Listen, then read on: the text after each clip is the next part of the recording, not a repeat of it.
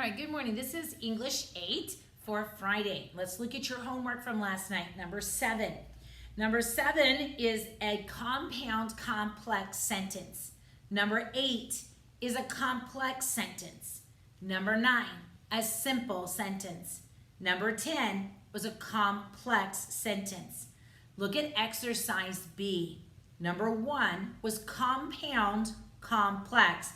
I know that it's compound because I have what?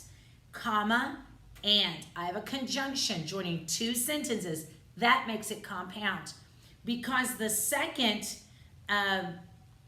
independent clause has a dependent clause, who fears him not. That's a dependent clause, so that makes it compound and complex. So compound, complex. Number 2 is compound. Number 3, complex. Number 4 is a simple sentence. Number 5 is a complex sentence. Turn in your book for me to page 252. If you have any questions about any of those sentences, please call me. Let me know, because this is about 25 to 30% of your test on Tuesday. Number 1, have you ever seen a drawing, Praying Hands, by Albert Dürer in 1471 to 1528? We're going to capitalize the have. It's the first word of the sentence. We're going to underline Praying Hands, and we're going to capitalize Praying Hands because that is the title of the artwork. We're going to capitalize Albrecht and Dürer because that is his name. We're going to put parentheses around 1471, 1528. That is his birth and his death. That's just extra information, so we're going to put parentheses around that. And we'll end with a question mark. Number 2, during the spring, Jason will be visiting his cousin Jordan, who lives at 1918 33rd Street, Myrtle Beach, South Carolina, 29572. We're going to capitalize during. It's the first word of a sentence. Capitalize Jason and Jordan because those are names. Capitalize the word 33. Draw and make a line through the numbers and write 33rd. Capitalize the 30 hyphen and then third. Do not capitalize third because if it's a number between 21 and 99, we write it out. Capitalize street. Put a comma after street. We need to separate the street address from the city and state. Capitalize Myrtle and Beach because that's the name of the city. Put a comma after Myrtle Beach because that is the city, and then capitalize South and Carolina for the state. Put a period after the zip code. Number 3, Mom, I will need to bring the following things to the picnic at Deepwater Lake on Saturday, July 9th. Deviled eggs, sweet pickles, and carrot sticks, okay? Capitalize Mom. It's the first word of the sentence, but we need to put a comma after Mom. That is because it is a direct address. That's the person I'm talking to. Capitalize the I. Capitalize Deepwater Lake. That's the name of the lake that you're going to. Capitalize Saturday because it's a day of the week. Put a comma after Saturday to separate the day of the week from the month. Capitalize July. Put a colon, that's the 2 dots. Put a colon after the 9 because we're going to make a list. Deviled eggs, comma, sweet pickles, comma, carrot sticks, period. Number 4, my appointment is at 3 o'clock this afternoon with Dr. Howard Michaels at Sacred Heart Hospital. Okay, capitalize the my. It's the first word of the sentence. You're going to do one of two things here, okay? You're going to mark out the 3 o'clock and write the word 3 and change it to, or you're going to mark out the o'clock and put p.m. But we're not going to say 3 o'clock this afternoon, okay? We're going to do one or the other there. Okay, doctor needs to be abbreviated. We abbreviate it because it's followed by a first name and a last name, which of course we're going to capitalize Howard and Michaels. Capitalize Sacred and Heart, capitalize Hospital, because that is the name, Sacred Heart Hospital, and end with a period. Number 5, this is a poem by Henry Wadsworth Longfellow, so we're going to capitalize the first line of poetry. So capitalize the word the in the first line. Capitalize the word were in the second line. Were not attained by sudden flight, comma. Capitalize but, they, comma, while their companions slept, comma. Capitalize were, toiling upward in the night. Look at exercise B. We're going to put 2 lines under our verb and 1 under the subject. Remember, the verb is the word of action or a linking verb. And then our subject is the who or what is doing the verb. Number 1, go from the presence of a foolish man. Proverbs 14:7. What's the action? Go. Who or what go?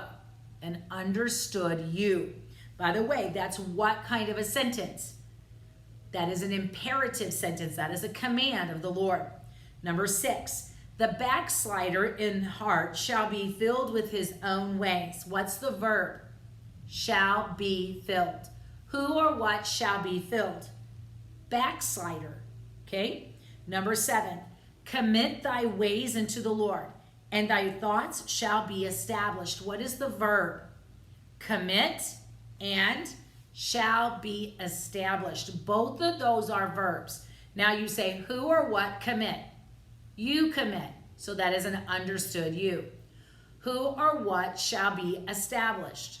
Thoughts. So underline your thoughts.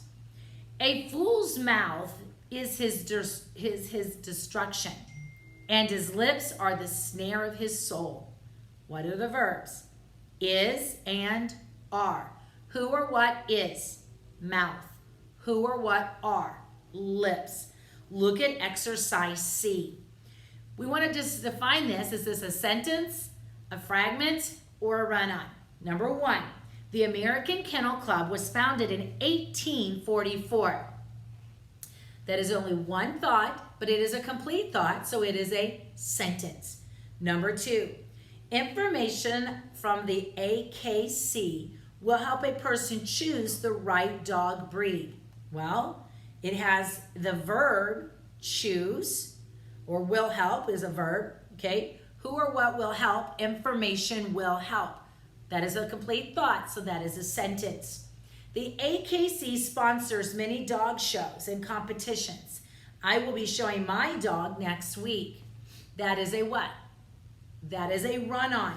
You have 2 sentences there, but you do not have any punctuation between them. The AKC sponsors many dog shows and competitions. That's a sentence. I will be showing my dog next week. That is our second sentence. There needs to be a comma and a conjunction, or there needs to be a semicolon. So that is a run-on. Number 3, our dog Wrigley competed. That is a sentence. Wrigley competed. That is a sentence. In 2015, the most popular dog breeds in America, Labrador Retrievers, German Shepherds, Golden Retriever, Bulldogs, and Beagles. Now there's a lot of words there, but it does not have a complete thought. That is a fragment. I want you to turn look across the page at page 253. Here, I want you to look at exercise D. It wants you to tell me what the italicized word is. In other words, it says above italicized word, tell me, is that the subject, the verb, the direct object, the indirect object, the predicate nominative, the object of a preposition, the direct address, an adjective, but is a verbal use as an adjective, or it's an adverb, a verbal use as an adverb. Let's review. Okay, we're going to find prepositional phrases first. Once you find your prepositional phrases, find your verb. After you find the verb is the action or the linking verb. Once you find the action verb or the linking verb, you say who or what did this. That is our subject of the sentence. Now, subject, action verb, then I'm looking for a who or what. That is a direct object. For whom or to whom would be my indirect object. Remember, when you are looking at a sentence on a piece of chalk here, you're going to have subject, verb, indirect object, direct object. Now you find the direct object first, but the indirect object is between the verb and the direct object.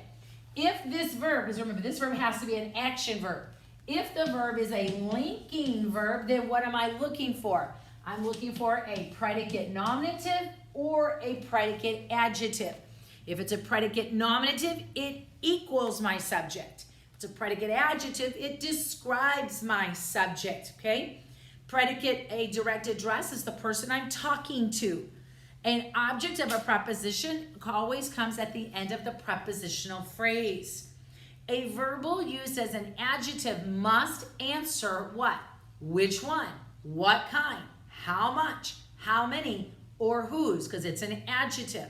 If it's a verbal used as an adverb, it's going to tell us where, when, how often, to what extent, under what condition, or why. I want you to do exercise D, E, and F. Once you've done this page, turn the video back on so I can give you the answers. Again, this is just to help you on your test. So please do the page of work, then turn on part 2.